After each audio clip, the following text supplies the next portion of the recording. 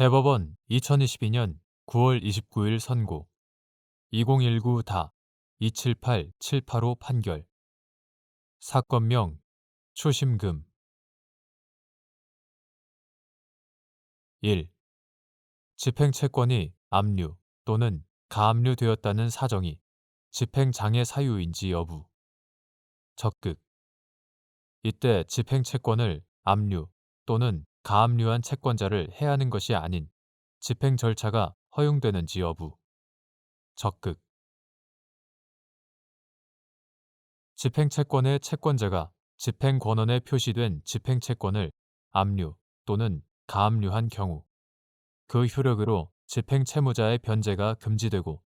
이에 위반되는 행위는 집행채권자의 채권자에게 대항할 수 없게 되므로 집행기관은 압류 또는 가압류가 해제되지 않는 한 집행할 수 없다. 따라서 집행채권이 압류 또는 가압류되었다는 사정은 집행장애 사유에 해당한다. 다만 이러한 경우에도 집행채권을 압류 또는 가압류한 채권자를 해하는 것이 아닌 집행 절차는 집행채권에 대한 압류 또는 가압류의 효력에 반하는 것이 아니므로 허용된다. 2. 집행채권이 압류 또는 가압류된 상태에서 집행채무자에 대한 강제 집행 절차가 진행되어 집행채권자에게 적법하게 배당이 이루어진 경우 집행채권에 대한 압류 또는 가압류의 효력이 집행채권자의 배당금 지급 청구권에 미치는지 여부 적극 집행채권자의 다른 채권자들이 집행채권자의 배당금 지급 청구권을 압류 또는 가압류함으로써 집행법원 등이 압류 경합을 이유로 집행공탁을 한 경우 배당금 지급 의무가 소멸하는지 여부 적극 및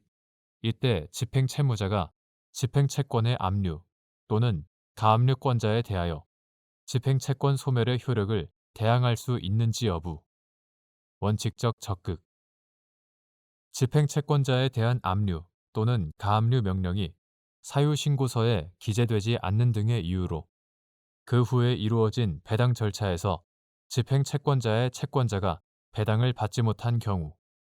과다 배당을 받은 다른 채권자를 상대로 자신이 배당받을 수 있었던 금액만큼 부당이득 반환 청구를 할 수 있는지 여부 적극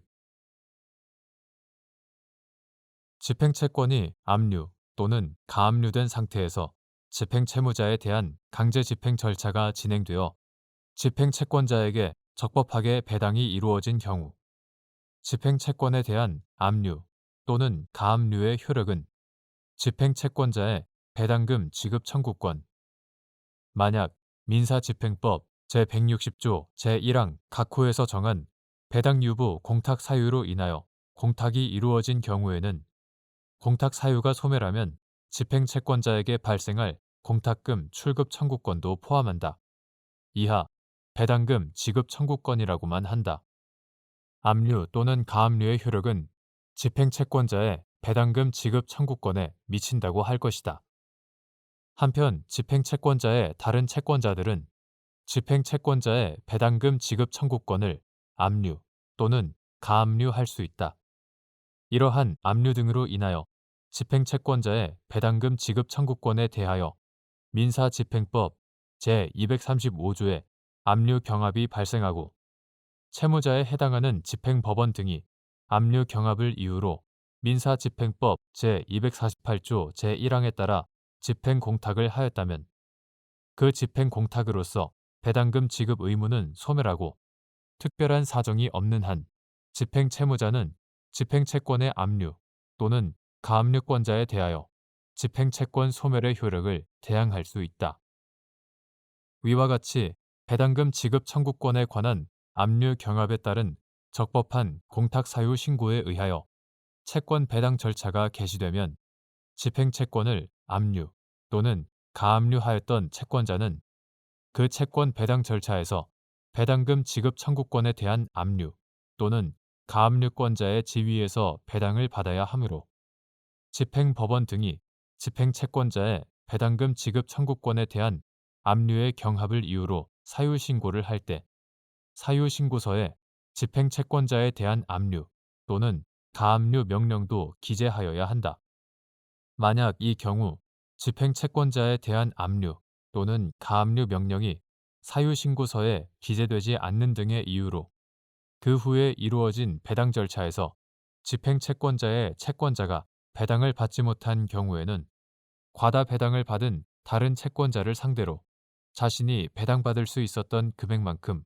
부당 이득 반환 청구를 할 수 있다.